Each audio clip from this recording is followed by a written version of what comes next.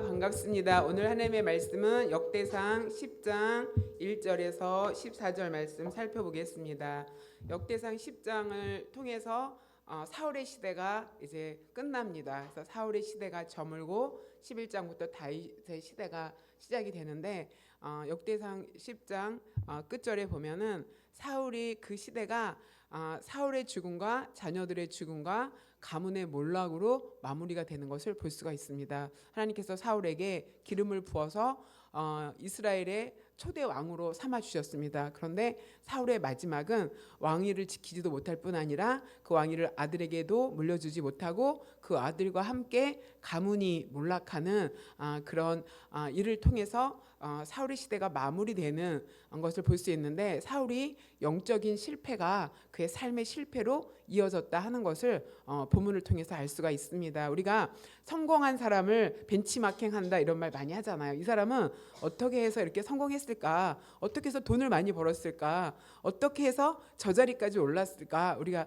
궁금해하면서 그분들이 쓴 책은 정말 많이 사서 보잖아요. 그래서 성공을 통해서 배우겠다 이런 마음을 우리가 많이 먹습니다. 그러나 실패를 통해서도 크게 배우는 것이 많이 있습니다. 그래서 사울의 실패가 우리에게 어떤 교훈을 주는지 한번 같이 살펴보기로 하겠습니다.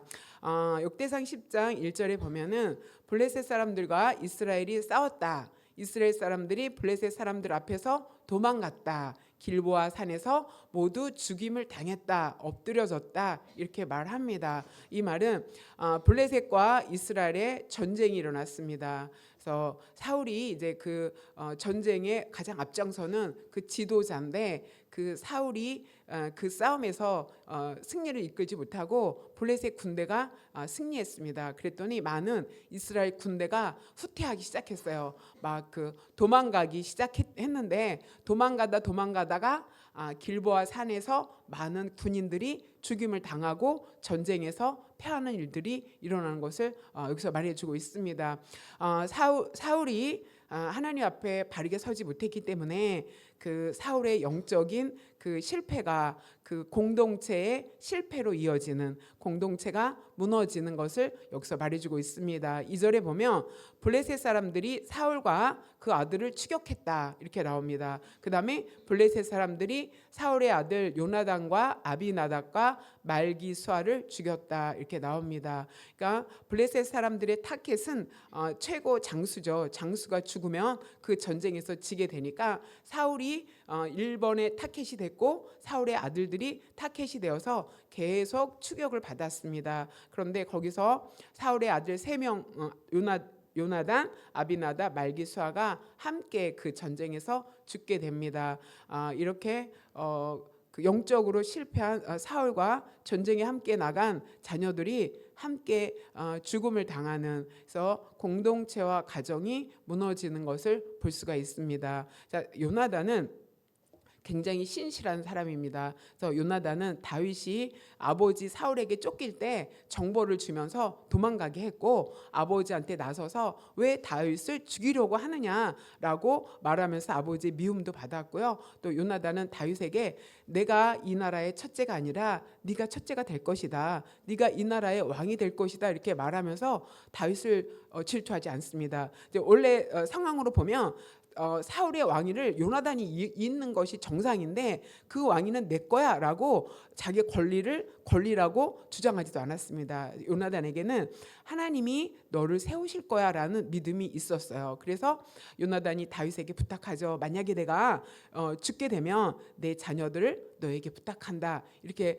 부탁하면서 요나단과 사울의 우정이 여자의 사랑보다 더 컸다 이렇게 평가를 받습니다. 그런데 그 전쟁이라는 어려운 소용돌이 속에서 신실한 믿음을 가진 요나단도 그 어려움, 고통 가운데 거하는 것을 여기서 말해주고 있습니다. 이 말씀은 우리가 세상에서 믿음을 가지고 신실하게 살지라도 세상의 어려운 고통과 세상에서 이런 환난이 오면은 신실한 자들도 그들과 그곳에서 함께 고난을 겪게 된다라는 것을 여기서 말해주고 있습니다. 그러나 전체적으로는 그 사울의 왕이 하나님 앞에 올바르게 서지 못했기 때문에 그 전쟁의 실패가 사울 왕이 원인이 되었고, 공동체와 가정이 무너진다. 그래서 좋은 지도자를 만나지 않으면 이렇게 무너질 수 있다라는 것을 여기서 말해주고 있습니다. 3절을 보면 사울을 맹렬히 치며 활 쏘는 자가 사울을 따라왔다. 그래갖고 사울이 그 활 쏘는 자의 활에 맞았습니다. 그래서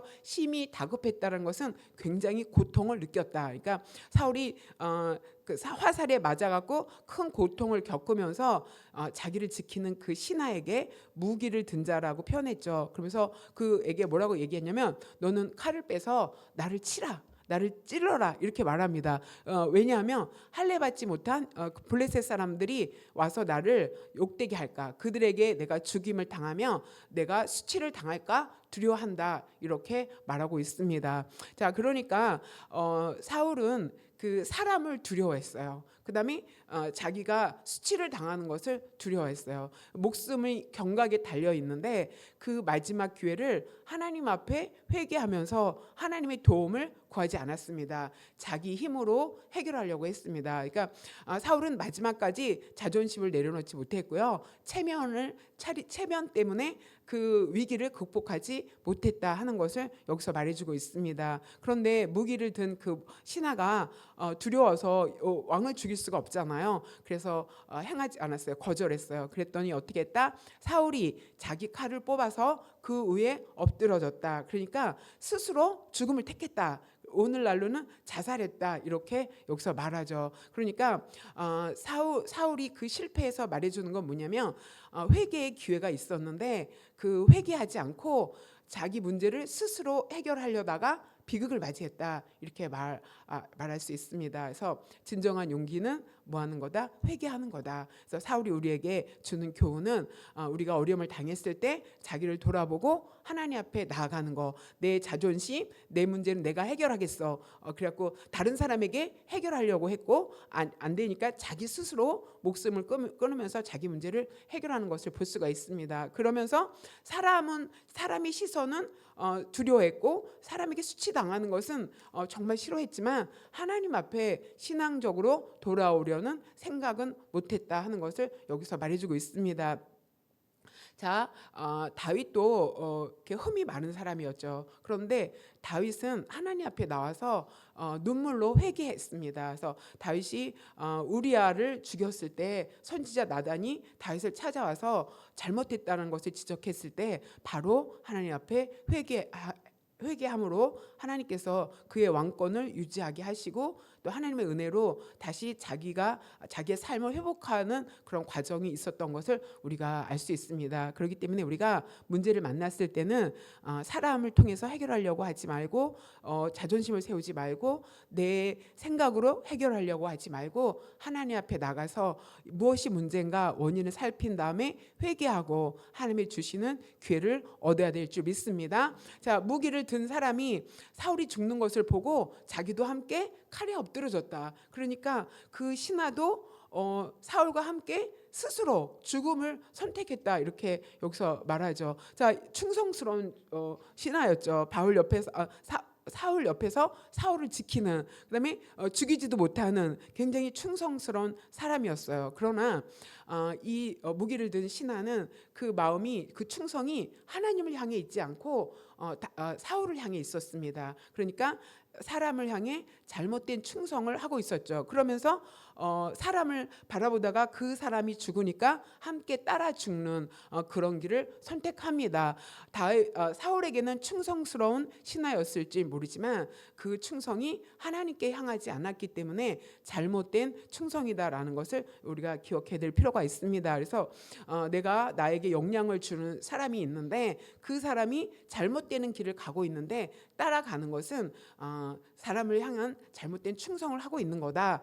내 충성이 사람을 향하고 있는지 하나님을 향하고 있는지 점검해 볼 필요가 있습니다. 6절에 사울과 그의 세 아들과 그의 온 집안이 함께 죽으니라. 그의 가문이 몰락했다라는 것을 말해주고 있습니다. 그 사울의 실패는 마지막 기회에 하나님을 찾고 회개하지 않았다는 거고요. 이 대목에서 사울이 자살했는데 구원 받았을까 안 받았을까 굉장히 궁금해하는 사람이 많이 있습니다. 그래서 제가 자료를 찾아봤는데 뭐라고 얘기하냐면 두 가지 설이 있어요. 그 기독교적인 관점에 보면은 구원은 하나님을 믿을 때 믿음에서 믿음으로 구원을 얻죠. 그다음에 믿음이 있어야 되고 그다음에 회개가 있어야 돼요. 우리가 살면서 잘못하는 것들을 그때그때 회개하면서 죄 용서함을 받아야 돼서 회개하는 모습이 나와야 되고 그다음에 열매가 있어야 돼요. 그런데 사울은 성령의 감동을 받기도 했고 하나님의 기름 부음을 받기도 해서 출발을 잘했지만 회개의 모습이 나오지 않았다. 열매가 있지 않다. 그래서 구원의 가능성이 적다 이렇게 판단합니다. 그러나 그렇다고 구원받지 못했다고 결론을 내리면 안 된다. 그것은 하나님께 속했기 때문에 열어놓는다 이렇게 이야기하고 있습니다. 그래서 사울이 구원받았냐 안 받았냐라고 우리가 결정적으로 말할 수 있는 사항은 아니라고 생각합니다. 자, 사울이 실패해서 우리가 배우는 것은 그 위기를 만났을 때 하나님을 바라보고 하나님을 의뢰하고 잘못이 있을 때 회개한다는 것, 해야 한다는 것을 기억하시기 바랍니다. 그 다음에 7절에 보면 골짜기에 있는 모든 이스라엘 사람이 그들의 도망한 것과 이스라엘의 군사들이 도망한 것을 봤어요. 그 다음에 사울도 죽고 그의 아들들이 다 죽은 것을 보고, 그러니까 골짜기에 살고 있는 이스라엘 백성들이 이제 군대가 전쟁에서 패하는 모습과 장수가 다 죽어가는 모습을 보고 어떻게 했다? 성읍을 버리고 도망갔다. 그러니까 자기네들이 살고 있는 삶의 영역을 비우고 다른 곳으로 도망을 갔어요. 그랬더니 어떻게 됐다? 블레셋 사람들이 와서 거기에 거주했다. 이렇게 말하고 있습니다. 하나님이 우리에게 주신 이 영역을 우리가 잘 감당하지 못하고 떠날 때 블레셋이 들어오는 것처럼 세상이 차지한다. 그러니까 영적인 공백이 생기는 것의 위험성을 여기서 말해주고 있습니다. 우리 사명의 자리에 있지 않을 때, 우리의 믿음의 자리에 있지 않고 비울 때 세상이 그곳에 침투한다. 그다음에 사단이 그곳으로 들어온다라는 것을 말해주고 있습니다. 성경에 보면 그 귀신 들린 사람이 귀신을 쫓아냈어요. 그리고 이제 비었잖아요. 마음이 비었는데 귀신이 이제 막 내가 어디에 거할까 두루두루 찾아다니다가 물 없는 것을 찾아다니다가 거할 곳을 얻지 못하고 내가 옛날에 거하던 곳에 돌아가 보자 하고 돌아왔더니 깨끗하게 청소가 되었는데 비어있다. 그래서 7 귀신을 데리고 들어갔다. 이렇게 신약 성경에 나오고 있습니다. 이것은 뭐냐면 영적인 공백, 내 속이 비워두면은 사단이 들어와서 그 자리를 차지하게 된다라는 것을 기억하시기 바랍니다. 그래서 우리 마음 안에 말씀으로 채우고 예배의 자리에서 하나님의 은혜를 구하면서 기도하면서 믿음 안에 우리 비어진 마음이 없이 채워야 될 줄 믿습니다. 그래야지 세상이 우리에게 들어올 틈도 없고 사단이 들어와서 자리 잡을 틈이 없을 수 있습니다. 그렇기 때문에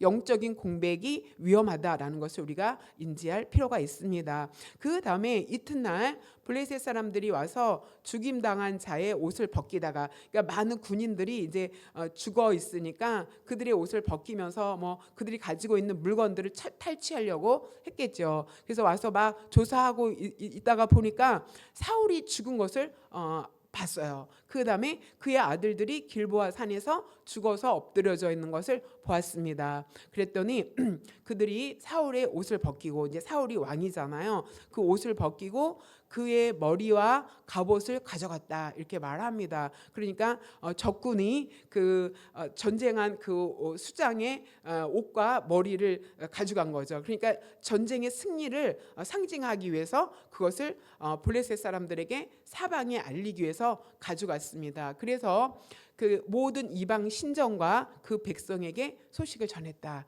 우리의 신이 이겼다. 우리의 신이 하나님을 이겼다라고 여기서 말하는 거예요. 그러니까 사울의 죽음은 이방 신과 그 민족을 블레셋 신들을 높여주는 거예요. 그 이방 신이 하나님을 이겼다. 그 신을 높여줬고 블레셋 민족을 높이게 됐죠. 이 말은 뭐냐면 사울의 신앙은 하나님의 명예와 연결이 되어 있었어요. 그러나 사울이 하나님을 떠나니까 전쟁에서 패하게 되고 그 전쟁에서 패하니까 그 영광을 이방 사람들이, 이방 신이 가져간다라는 것을 말해주고 있습니다. 우리의 신앙은 하나님의 명예와 연결되어 있다는 것을 기억하시기 바랍니다. 그래서 그 사울의 갑옷을 그들이 신전에 두었다. 그 다음에 사울의 머리를 다곤 신전에 달아놨다 이렇게 이야기합니다. 그러니까 조롱거리가 된 거죠. 조롱거리가 되었는데 옛날에 그 이전에 그 블레셋에 하나님의 법궤가 머문 적이 있었어요. 그래서 그들이 이 법궤를 어떻게 처리할지 몰라서 그 다곤 신전에 넣어놨는데 다곤 신상이 엎드려져서 깨져 있었습니다. 그러니까 이 법궤가 가는 곳에 다 어려운 일들이 막 일어나갖고 블레셋 사람들이 굉장히 전전긍긍했을 때가 있었거든요. 그런데 그 다곤 신전에 사울의 머리를 달면서 우리 다곤 신이 이겼다. 다곤 신이 이스라엘의 하나님을 이겼다라는 것을 여기서 상징하고 있습니다. 그렇기 때문에 하나님이 조롱거리가 되는 것, 내가 신앙생활을 잘못함으로 인해서 다른 사람의 내 신앙의 실패를 통해서 하나님의 명예를 실추할 수 있다라는 것을 우리가 기억할 필요가 있습니다. 그래서 다윗의 그 실패는 하나님의 명예와 연결됐다라는 것을 기억해야 됩니다. 다윗이 사울이 이스라엘을 대표해서 그 전쟁에서 지니까 블레셋이 명예를 얻고 블레셋이 섬기는 그 다곤 신이 승리한 것. 고대 전쟁은 신들의 전쟁이라고 했거든요. 그러니까 다곤 신이 우세하다, 다곤 신이 승리했다라는 것을 알리는, 그래서 하나님의 명예가 실추되었다라는 것을 여기서 말해주고 있습니다. 자, 그렇기 때문에 우리는 하나님을 믿는 자로서 내 삶이 하나하나가 보고 있다, 다른 사람들이 본다라는 것을 기억하면서 내 삶이 하나님의 명예와 내가 잘못 살면 하나님의 거룩성이 훼손된다라는 것을 기억하고 우리의 신앙을 하나님 앞에서 바르게 살아내서 하나님 앞에 영광 돌려드리는 저와 여러분이 되기를 소망합니다. 아멘. 그 다음에는 길르앗 야베스 모든 사람이 블레셋 사람들이 사울에게 행한 모든 일을 듣고 용사들이 다 일어나서 사울의 시체와 그의 아들들의 시체를 거두었다. 자, 이 사울과 그 아들들의 시체를 길르앗 야베스 사람들이 거두었어요. 여기서 모든 사람이, 이렇게 길르앗에 사는 모든 사람이 다 일어났다 이렇게 말하죠. 그러면서 용사들이 일어나서 시체를 가져왔습니다. 이거는 블레셋 지경에 있기 때문에, 블레셋의 그 지역이 점령되었기 때문에 목숨을 걸고 가야 되는 그런 상황입니다. 위험을 무릅쓰고 그 길르앗 야베스의 용사들이 일어나서 사울과 아들의 시체를 가지고 나왔다 이렇게 말합니다. 자, 길르앗 야베스 사람들이 왜 그렇게 했을까요? 그 성경에 보면은 사무엘상에 보면 암몬 사람이 길르앗 야베스를 쳐들어왔습니다. 쳐들어왔을 때 길르앗 야베스에서 화친을 청했어요. 우리가 화친하자, 우리가 너의 말을 듣겠다 이렇게 말했어요. 그랬더니 우리가 너의 두 눈을 뺀 다음에 화친하겠다 이러면서 굉장히 그 억압하고, 그다음에 아주 그 사람 이게 뭐라 그래야 되지,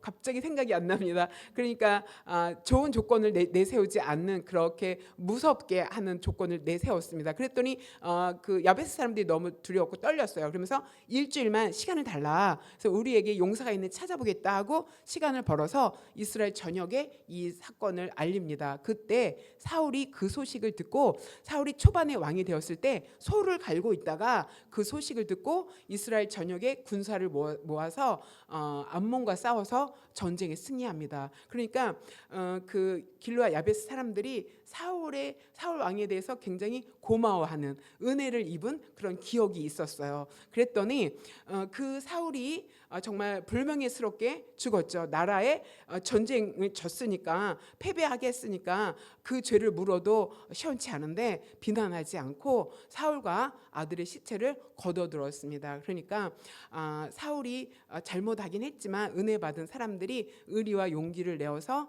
사울과 아들을 장사 지내줬다라는 것을 여기서 말해주고 있습니다. 그래서 야베스로 가져가서 상수리 나무 아래 해골을 장사하고 7일 동안 금식하면서 곡하면서 그 장례 절차를 잘 치렀다 하는 것을 여기서 볼 수가 있습니다. 하나님의 기름 부은 자이기 때문에 그의 마지막 존엄을 길르앗 야베스 사람들이 지켜줬다라는 것을 볼 수가 있습니다. 비록 사울이 많은 잘못은 있었지만 기름 부은 자의 그 마지막은 존엄을 지켜줘야 할 그런 의무가 백성들에게 있다라는 것을 여기서 이야기해주고 있습니다. 하나님의 기름 부은 자들이 살면서 실패할 수 있고 그 다음에 잘못된 구설수에 몰릴 수도 있습니다. 그러나 그의 마지막을 이렇게 존엄하게 지켜줄 줄 아는 자세가 우리에게도 필요하다라는 것을 기억하시기 바랍니다. 13절에 보면은 사울이 죽은 것은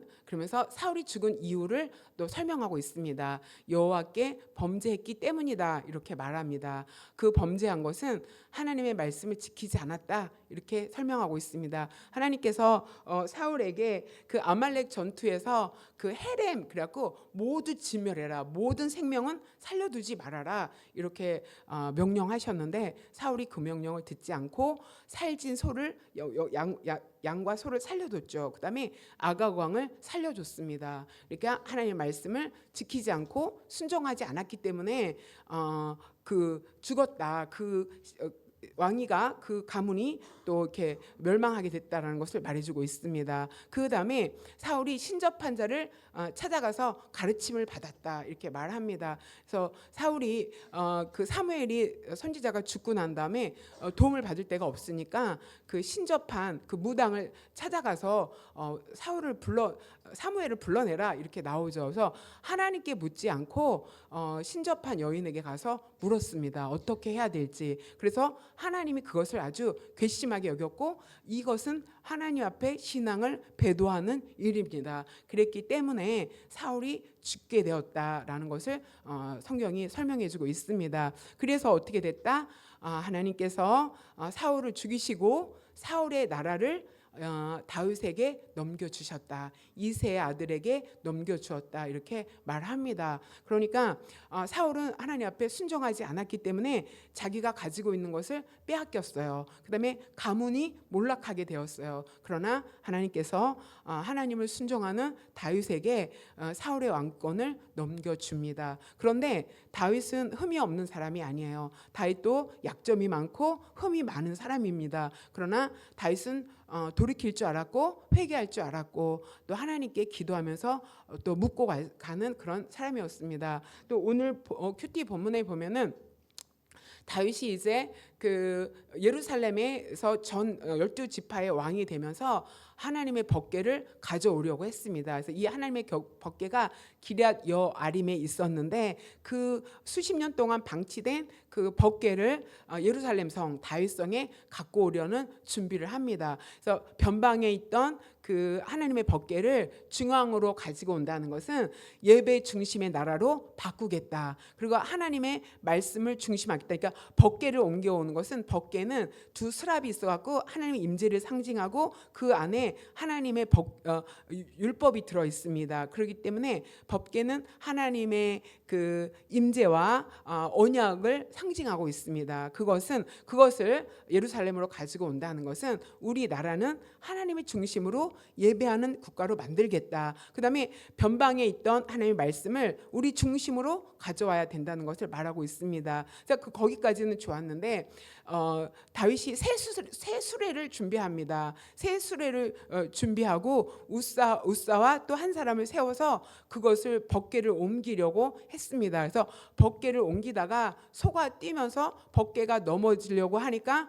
우사가 법궤를 잡았어요. 잡았을 때 우사가 그 자리에서 죽는 일들이 일어났습니다. 그러니까 법궤는 수레에 옮기면 안 됩니다. 하나님의 말씀에 법궤는 레위인들이 어깨에 매야 된다 이렇게 말합니다. 그래서 법궤는 레위인들이 관리해야 되고 어깨에 매어서 옮겨야 되는데 수레에 놓고 그 다음에 우사가 떨어지려고 하니까 좋은 의도로 잡았지만 하나님의 방법으로 행하지 않았기 때문에 죽음을 맞이한 것을 볼 수가 있습니다. 이 일은 뭐냐면 바울이 법궤를 옮기는 일에 실패했어요. 실패했더니 그것을 두려운 마음이 들었어요. 내가 이 법궤를 가지고 갈 자격이 없나 보다 하고 중지했어요. 그러니까 실패하면 잠시 중단해야 됩니다. 그 다음에 오벳에돔의 집에 놨다가 3개월 뒤에 다시 왜 이런 일이 생겼을까 원인을 살펴보면서 다시 준비해서 다윗성으로 이끌어가는 일들이 나온 것을 볼 수가 있습니다. 자, 이렇게 실패했을 때는 잠시 중지하고 원인을 살핀 다음에 다시 준비해서 옮겨가는 일들을 해야 된다는 것을 다윗을 통해서 알 수가 있습니다. 자, 이렇게 사울은 실패했을 때 하나님을 찾지 않고 자기 중심으로 일을 해결하려고 해서 회복의 은혜를 경험하지 못했습니다. 그러나 다윗은 그 실패했을 때 그 왜 그랬는지 원인을 찾고 하나님의 방법대로, 그러니까 의도가 좋다고 모든 것이 옳은 것은 아니다. 의도는 순수했죠. 다윗의 의도도 너무 순수했고 우사의 의도도 순수했어요. 그러나 그 방법도 하나님의 방법, 인간의 방법이 아니라 하나님의 방법에 따라야 된다라는 것을 말해주고 있습니다. 자, 오늘 이 본문에서 또 주는 사울이 주는 교훈은 순종하는 사람에게 기회가 간다. 그러니까 순종하지 않는 사울은 자기뿐 아니라 아들과 가문이 몰락하게 되었고 순종하는 다윗에게 왕권이 옮겨지는 기회가 주어졌다는 것을 여러분이 기억하시기 바랍니다. 그래서 우리도 다윗처럼 연약하지만 우리도 넘어질 수 있지만 회개하고 그다음에 순종하고 그다음에 잘 안 될 때는 잠시 중단해서 원인을 찾고 그래서 하나님이 주신 기회를 이어가는 저 여러분 되시길 소망합니다. 자, 말씀을 이제 생각하면서 기도하는 시간을 갖도록 하겠습니다. 하나님, 실패에 넘어지지 않고 실패를 회개함으로 기회로 삼게 하여 주시옵소서. 이렇게 기도했으면 좋겠고요. 또 하나님의 영광을 드러내는 삶을 살게 하여 주시옵소서. 내 삶이 하나님의 영광과 직결되어 있다는 것을 우리가 기억하면서 내 삶 속에 하나님의 영광을 드러나게 하소서. 이렇게 기도했으면 좋겠고요. 또 다윗처럼 순종하는 삶을 사는, 그래서 기회를 얻는 그런 저 여러분 되기를 위해서 함께 기도하겠습니다. 기도합니다. 하나님 감사합니다. 성령 하나님께서 오늘 또 귀한 말씀을 통해서 하나님 사울의 실패가 우리 삶에 주는 교훈이 무엇인지 살펴보았습니다. 하나님